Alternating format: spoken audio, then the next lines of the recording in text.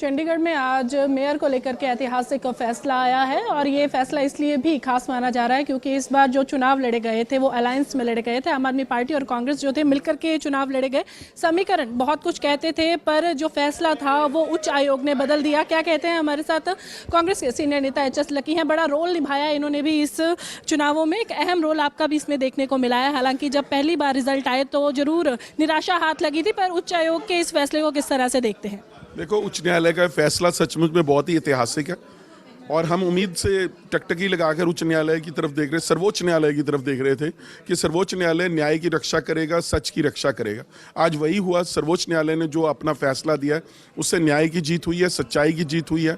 ना सिर्फ चंडीगढ़ के लोग बल्कि देश भर में और विदेशों में बैठे भी लोगों को लगा है कि लोकतंत्र अभी जिंदा है। सुप्रीम कोर्ट जैसी संस्थाएं जो लोगों के न्याय के लिए अभी भी जीवित हैं और उनका जो पक्ष है उसकी रक्षा के लिए वो आज भी खड़ी हैं। और सचमुच में जो 30 तारीख को अन्याय हुआ था चंडीगढ़ के अंदर मेयर चुनाव के अंदर, जब धांधली करके 8 वोटों को खराब किया गया था, उसका पूरा न्याय आज मिला है।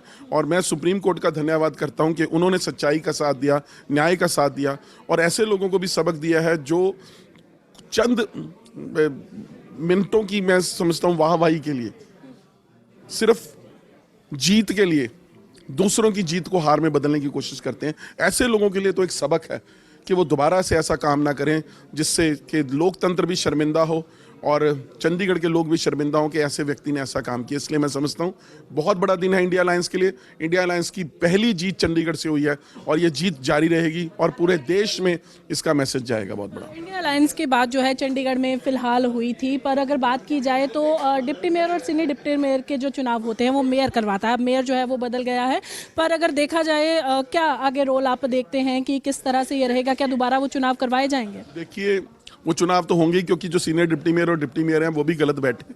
उसका कैसे होगा क्या इसकी रणनीति हम आने वाले दिनों में बनाएंगे। पर अभी के लिए तो इतना कह सकता हूँ कि चंडीगढ़ के अंदर इंडिया अलायंस का मेयर बन गया, जो कि बहुत बड़ी जीत है इंडिया अलायंस।